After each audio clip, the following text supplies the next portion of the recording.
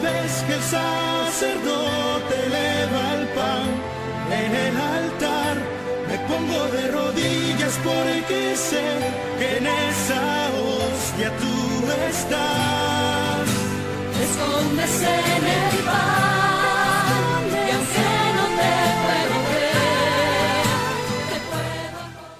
En este relato bíblico del Génesis, donde nos presenta a Adán y a Eva engañados por la serpiente, ahí estamos viendo cómo el demonio siempre queriendo estropear los planes de Dios.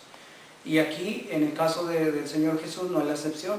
Aquí también se va a encargar de ir a querer persuadir a Jesús para que no se realice su misión, en la cual fue enviado por el Padre. ¿Sí? Entonces aquí estamos delante de un texto bíblico que nos narra cómo Jesús duró 40 días tentado por el diablo. No comió nada en aquellos días, es decir, pasó un tiempo de ayuno de preparación, ¿sí? Y al cabo de ello sintió hambre. Vamos a tomar muy en cuenta que debemos estar bien abiertos al Espíritu y que cuando nosotros cruzamos un desierto o estamos en un desierto, es ahí el tiempo más propicio para demostrarle a Dios que nosotros tenemos confianza en Él y que confiamos en su Espíritu, que confiamos que Dios nos va a asistir en este momento de dificultad. Todos los desiertos de antemano no son nada agradables, son tiempos de sequedad, tiempos de aridez, tiempos de cansancio, tiempos de aislamiento, y todo esto definitivamente pues está fuera de la complacencia del buen estar. Sin embargo, debemos de tomar muy en cuenta que ante la necesidad de Dios, aquí en un desierto donde siempre tenemos que manifestar esa fe tan grande que le tengamos a Dios. Lo podríamos nosotros traducir como todos aquellos tiempos de dificultad, podemos llamarlos tiempos de desierto, que sin embargo muchas de las veces, lejos de ser personas abiertas al Espíritu y siempre personas llenas de fe y de esperanza, nos volvemos lo contrario. Es cuando más perdemos la fe, cuando menos escuchamos a Dios y cuando quizá más renegamos. Pero debemos de aprender entonces que el cruce o el pasar por un desierto debe de ser un tiempo de estar cerca de Dios, de estar abiertos al Espíritu, de estar a la reflexión y a la escucha de la asistencia de Dios, ¿sí? Y también vamos a tomar en cuenta que el hecho de que pasemos por un desierto también puede ser un tiempo, un periodo muy propicio para la tentación. Por eso debemos mucho de tomar en cuenta todas aquellas personas que han pasado por algún desierto, esos tiempos de aridez, esos tiempos de que no sientes que Dios escucha tu oración, esos tiempos en los que sientes que nadie te entiende, no hayas qué hacer. Es entonces cuando el diablo deposita en ti la duda y ya no quieres seguir orando, ya no quieres seguir insistiendo, ya no quieres seguir pidiendo, y esa duda es generada entonces en un momento de dificultad, y debemos de distinguir y conocer que en esos trances de desierto nosotros también estamos siendo probados, y debemos de aprovechar precisamente inclusive la prueba para acercarnos más a Dios, para abrirnos más al Espíritu y crecer más en cuanto a esa confianza y fe que tenemos en Dios, ¿sí? Y nosotros vamos a ver ahorita en qué consiste este duelo.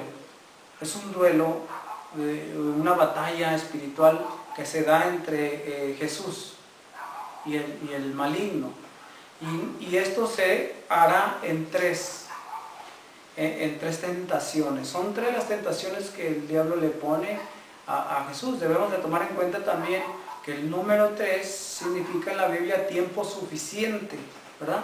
Entonces aquí el evangelista San Lucas nos marca esta batalla espiritual en tres tentaciones pero nosotros que sabemos que el número 3 significa tiempo suficiente, fue un tiempo necesario, una batalla necesaria, una batalla conveniente, como para que Jesús salga victorioso de esta batalla, ¿sí? Entonces aquí nosotros vamos a leer que la primera tentación se concentrará contra la necesidad física. ¿Por qué? Porque Jesús está en un tiempo de oración, Jesús está en un tiempo de ayuno. Jesús dice la palabra de Dios que está en un periodo de penitencia, un periodo de 40. El número 40 es un periodo de ayuno, ¿sí? Un periodo de abstinencia, y es ahí donde el diablo quiere entonces tentar a Jesús a base de la necesidad, a base de la necesidad. Jesús tiene una necesidad. ¿Por qué? Porque está dejando de comer y está generando una necesidad en su cuerpo. Aunque dice la palabra de Dios que después de este periodo de 40 días al fin sintió hambre, mas sin embargo el diablo como tal conocía las necesidades que estaba pasando Jesús. Por eso dice aquí, en la primera tentación nos va a decir: si eres hijo de Dios, di a esa piedra que se convierta en pan. Esa es la primera tentación que le promueve el enemigo a Jesús. Entonces Jesús luego hace uso de la palabra y le dice lo que está escrito en la palabra, a la cual él respeta, a la cual él toma partido de la misma, porque en la palabra está la verdad de Dios, y en la palabra que proviene de Dios su Padre es donde él se va a sustentar todo el tiempo de su misión, en todos los momentos de dificultad de todo su ministerio. Es ahí donde él va a hacer uso de la palabra, y debemos de tomar mucho ejemplo de parte de Jesús para que nosotros imitemos también esa actitud de fe y de confianza ante nuestras dificultades. Tomar una actitud de Jesús probado en el desierto. Y Jesús le contesta: está escrito, no solo de pan vive el hombre. Eso le contesta a Jesús, que conoce bien las Escrituras. Y luego vamos a pasar a la segunda, ¿verdad?, tentación, que es el poder y la riqueza, ¿verdad? Dice aquí: te daré todo el poder y la gloria de estos reinos, porque me las han entregado a mí, y yo se las doy a quien quiero. ¿Sí? ¿Cuál es el precio? Si tú me adoras, todo será tuyo. Ese es el precio. Entonces aquí nosotros estamos viendo también que a Jesús le es tentado a base del poder y la riqueza. Mas sin embargo, esas cosas para Jesús no le decían nada. Pero el diablo, sin embargo, echó mano de sus artimañas, y él quería convencerlo a base de la materia, ¿verdad? Y le presenta todos los reinos de la tierra y se los quiere conceder. ¿A cambio de qué? De que se postre ante él, le adore, y entonces le entregaría todo. Mas sin embargo, Jesús, una vez más, toma la espada del Espíritu, que es la palabra de Dios, y le responde: adorarás al Señor tu Dios y solo a Él darás culto. Le está diciendo ahí claramente que no tiene por qué doblar la rodilla ante nadie más que solamente a Dios. Y así lo menciona: adorarás al Señor tu Dios y solo a Él darás culto. En un momento más de combate, el diablo está siendo derrotado por la palabra de Dios. Después vamos a la tercera tentación, ¿sí?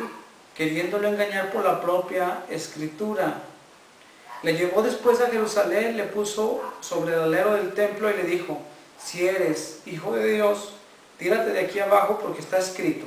Es ahí donde ya el enemigo toma el recurso también de la palabra y le dice: a sus ángeles te encomendará para que te guarden, y de sus manos te llevarán, para que no tropiece tu pie en piedra alguna.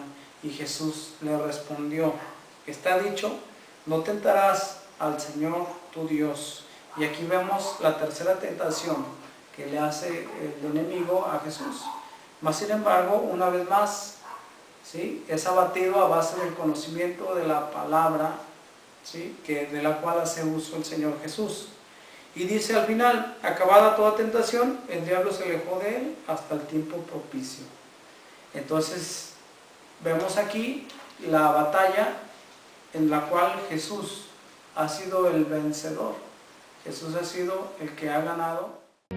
Enséñame, Señor, tu palabra cada día, hazme entender tus misterios.